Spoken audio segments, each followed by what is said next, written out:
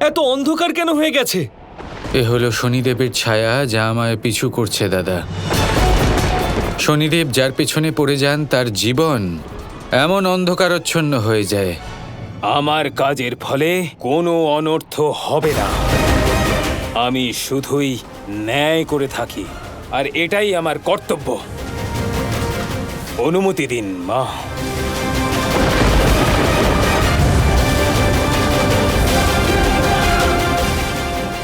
মহাদেব, আপনি এমন জায়গায় লুকিয়ে পড়ুন যেখানে শনিদেব আপনাকে খুঁজে পাবে না।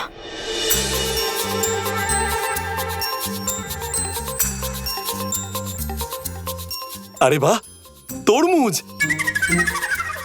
এই স্থানটা খুব ভালো। ভোজন আর লুকানোর ব্যবস্থা দুই হয়ে যাবে, আর জায়গাটাও বেশ সুন্দর।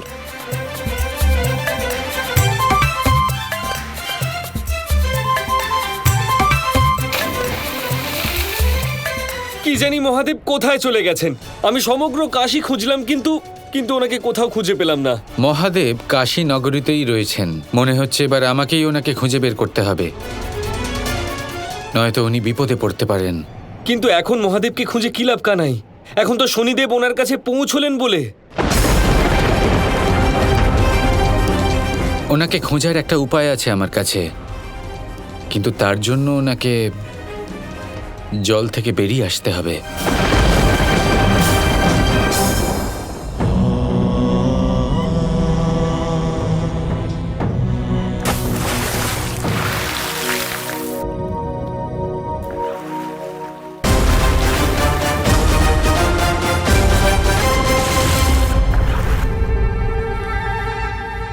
জলে কোনো বিশাল জলজীব আছে, এই মাত্র আমি তার স্পর্শ পেলাম।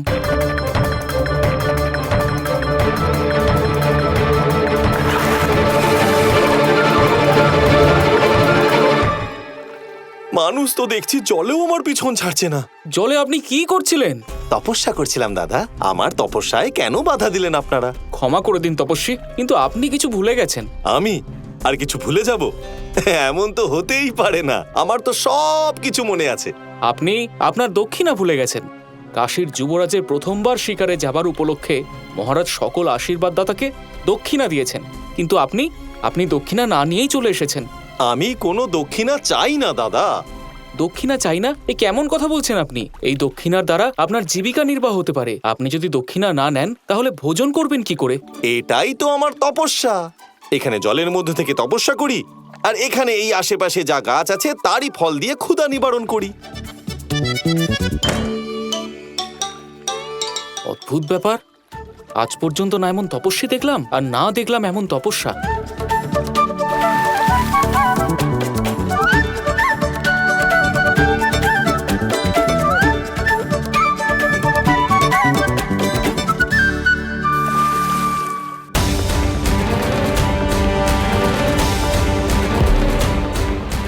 ओम त्र्यंबकम यजामहे सुगंधिम पुष्टिवर्धनम। মহামৃত্যুঞ্জয় মন্ত্র। কে এই মন্ত্রের জপ করছে? ओम त्र्यंबकम यजामहे सुगंधिम पुष्टिवर्धनम उर्वारुकमिव बंधना। শাম্বো।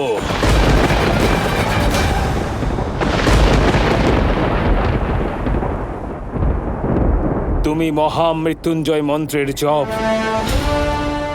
কি উদ্দেশ্য নিয়ে করছো? শনিদেব, আমি আপনার দর্শন করতে চাইছিলাম, আর সেই জন্যই আমি এই মন্ত্রোচ্চারণ করছিলাম। আমার দর্শন? কিন্তু কেন? কর্মফলদাতা শনির দ্বারা কে না প্রভাবিত হবে বলুন? আমিও আপনাকে দেখে অত্যন্তই প্রভাবিত হয়েছি। আপনি এত মহান একজন পরাক্রমী। আমি আপনার আশ্রয় থাকতে চাই। আমার বিশ্বাস রয়েছে যে আপনার শিষ্য হয়ে আমি অবশ্যই অনেক কিছু শিখতে পারবো। অসম্ভব। আমি একা থাকতে পছন্দ করি, আর এই মুহূর্তে আমার লক্ষ্য হলো মহাদেবকে খোঁজা। আমাকে ওনার উপর বক্র দৃষ্টি ফেলতে হবে। অতএব আমি তোমাকে নিজের সাথে এই মুহূর্তে রাখতে পারবো না। আমি আমার গতিতে কোনো রকম বাধা মোটেই চাই না।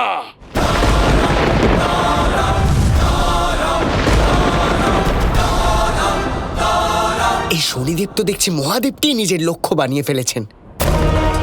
তাহলে যদি এই কারণে উনি বাবার উপর নিজের বক্রদৃষ্টি দেওয়ার ভাবনা ত্যাগ করেন, তাহলে না না না,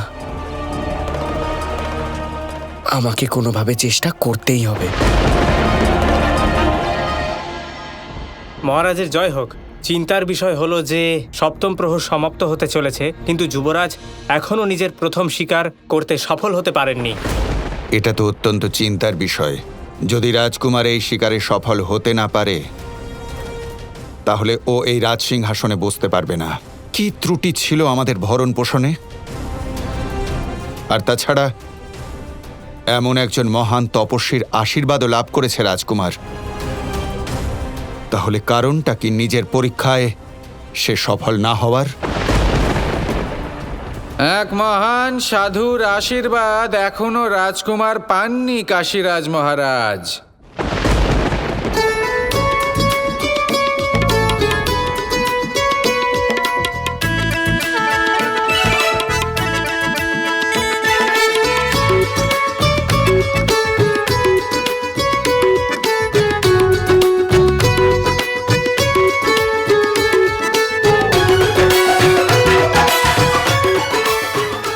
আপনার গণনাতে একটু ভুল রয়ে গেছে।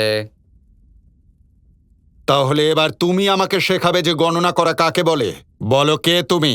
ছোট মুখে বড় কথা মহারাজ, কিন্তু কি করি? আমি হলাম একটা ছোট ব্যবসায়ী, আর একজন ব্যবসায়ী হবার সুবাদে গণনা সংক্রান্ত কথা বলছি আপনার সাথে। কিছু অনুচিত করছি না তো? কোন পণ্যের ব্যবসা করো তুমি? আমি ভালোবাসার ব্যবসায়ী। আপনার রাজ্যে ভালোবাসা ছড়াতে এসেছি। তা দেখুন, আপনার আর আপনার পুত্রের মধ্যে ভালোবাসার খুব অভাব বোধ হচ্ছে, ঠিক কিনা? মুখ বন্ধ করো ব্যবসায়ী। রাজবংশের একান্ত ব্যক্তিগত বিষয়ে সার্বজনীনভাবে টিপ্পণী করছো তুমি। মূর্খ ব্যবসায়ী, তুমি কিন্তু নিজের মৃত্যুকেই আমন্ত্রণ জানাচ্ছ। না না না না না না, আপনাকে অপমান করার মতো আমার কোনো মনোবাঞ্ছা নেই। আমার তো ইচ্ছে যে আপনার সমস্ত সমস্যা, সমস্ত সংকট যেন সমাপ্ত হয়ে যায়।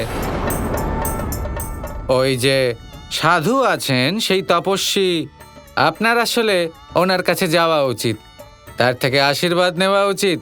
এর ফলে আপনারই পুত্র যে আছে শিকারে সফল হবে।